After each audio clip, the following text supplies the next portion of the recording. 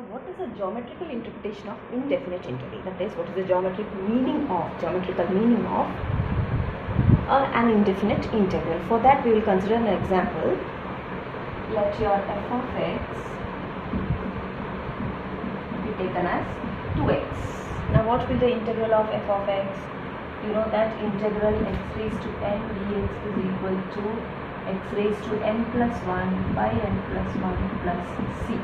This we have already discussed. So here we will find out what is the integral f of x dx, which is integral 2x dx.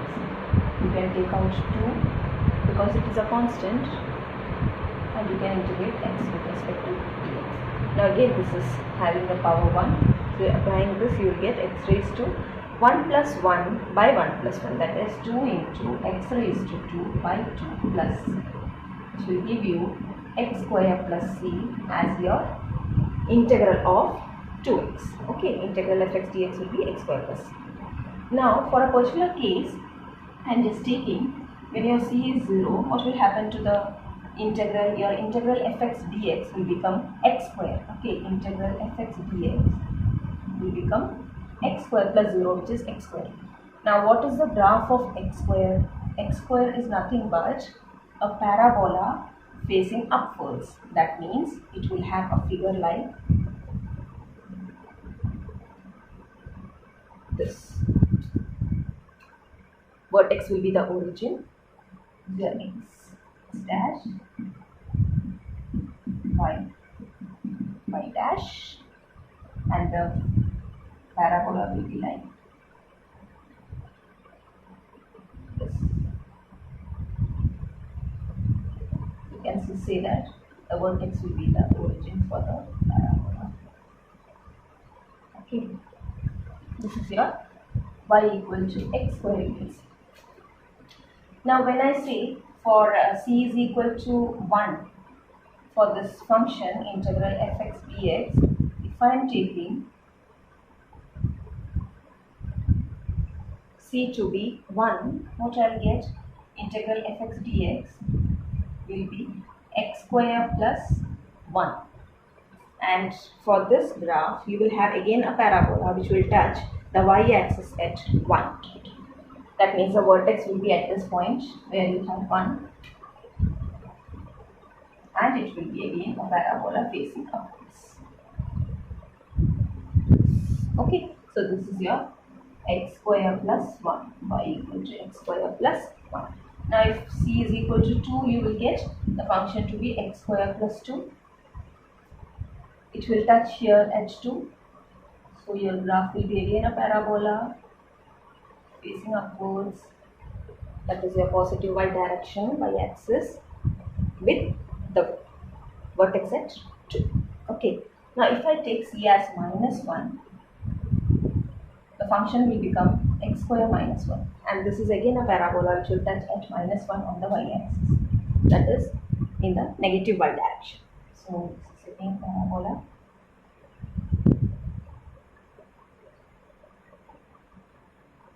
One more I am taking, which is c is equal to minus 2, will give you your function to be x square minus 2. Here again it will touch at minus 2. Graph will be again a parabola touching at minus 2 in the y-axis. Okay, that is here. This will act as the vertex of the parabola. Okay. Now this much of figures we have drawn. Now what we will do is, we are just taking a line x equal to a. In general, a is a constant. You can take any line which is, what is x equal to 0? It is y-axis. So x equal to a will be a line which is parallel to your y-axis. So I am taking a line which will intersect all these graphs. A line which will intersect all these graphs. Okay. Now we are considering a line x equal to a which is intersecting all the parabolas. You just see, you have a line x equal to a parallel to your y-axis which is intersecting all the parabolas at a certain point a. Okay. Now what we are doing is, we can just see that the derivative of each of the graphs. So this was your x square minus 2, the other was x square minus 1. Here it was x square, then x square plus 1, and x square plus 2 was your graph. Okay, y equal to. Now for all these cases, for all these graphs, when you have y is equal to x square, your derivative dy by dx is 2x. Then y is equal to x square plus 1 is also giving you the derivative as 2x. Y equal to x square plus 2 dy by dx is 2x.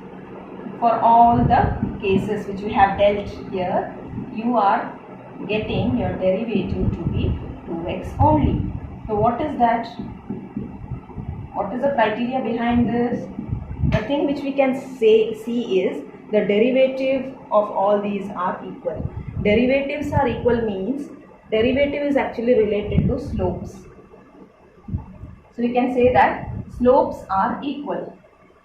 Now slopes, when slopes are equal when the lines are parallel. So slopes of the tangent, we will say slopes are drawn for the graph at the tangent point. So here if you are taking tangent is what? Only that this line is touching the graph only at this point.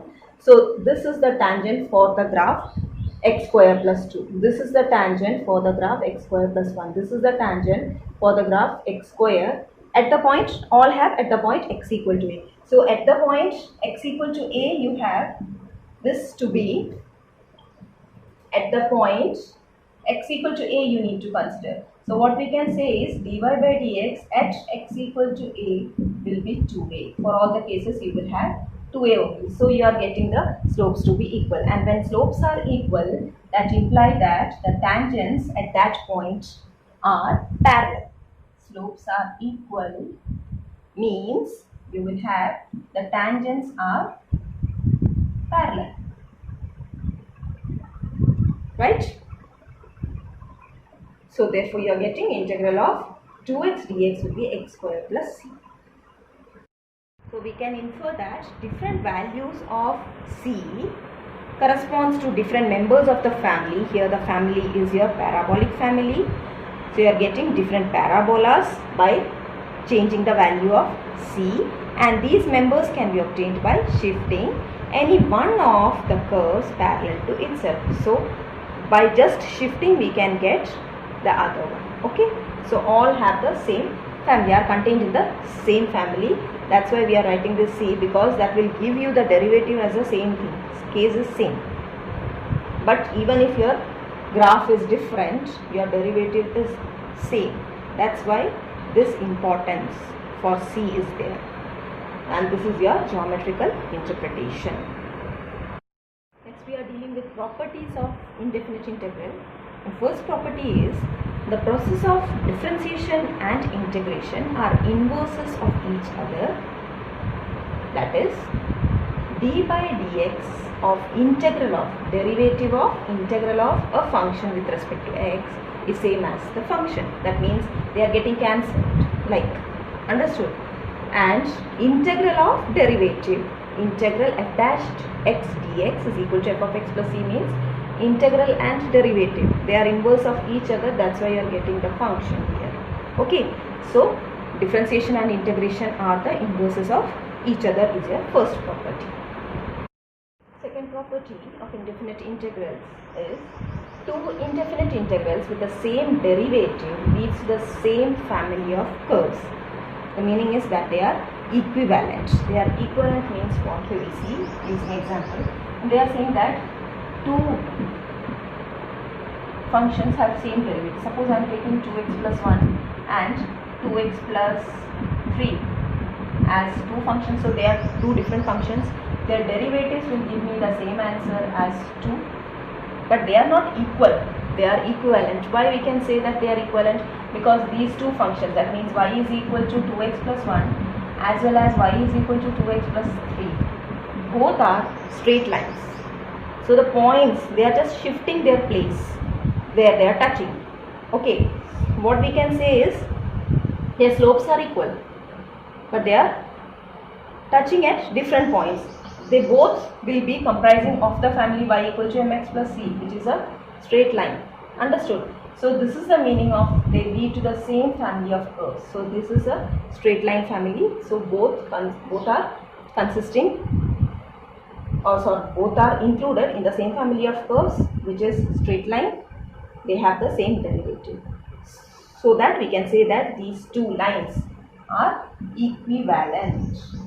Not equal but equivalent. So this is your second property.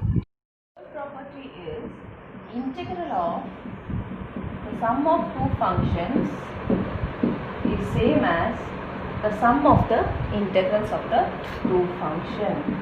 Integral of the sum of two functions is same as, is equal to the sum of the two integrals. That means we can just split the integral or give the integral to both the terms separately if you have a addition sign in between the two functions. Okay. Fourth property is integral of k into f of x dx, where this k is any real number, is equal to, you can just take out that k and it will be integral fx dx. That means you can integrate the function with respect to x, which contains your x term. The product, in the product form, if you have a constant, you can just take it out. Suppose we have dealt with integral 2x dx. This 2 is acting as the k in the theorem or in the property. So you can just take 2 out and it will become integral x dx. So you can just integrate this part so that you will get like this. Understood? So it will become x square plus c, which we have already done. Clear? How to apply? Property is a combination of your third and fourth properties. That is integral of, if you have a constant k1 and a function f1 of x, again next constant, another constant into another function plus etc. plus kn into fn of x. So you have this much of functions and you have to integrate, means you can just integrate separately. That means you can just give this integral to each term separately, which was your which property? Third property. And then you can take out this constant from each one. That means if you can write like this will be your third property, right? And this dx will be given to each one plus etc. plus integral kn fn of x dx. Now the fourth property says that if you have a constant multiplied with the function, you can just take out that constant and that integral will be applicable to the function alone, dx, plus k2 will be out, you will get f2 of x dx plus etc. plus kn into integral fn of x dx. This is your fifth property. Suppose you have 2x plus 5x cubed plus 3x squared. This is your function, suppose. Okay.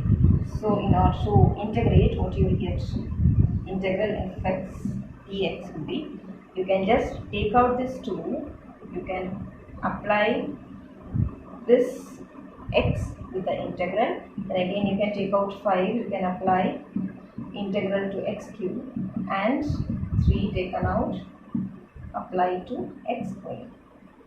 So this will give you 2 into, again integral x means it is x raised to 1, so you get x raised to 1 plus 1, which is 2, 2 plus.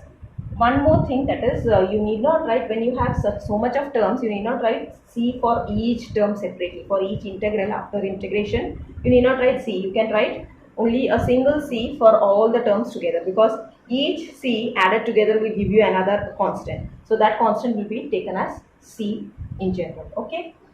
And here again you will get, this is x cube, means it will become x raised to 3 plus 1 by 3 plus 1, that is x raised to 4 by 4 plus 3 into, this will give you x raised to 3 by 3, and at last you write that plus. Remaining you can just simplify if you have anything like.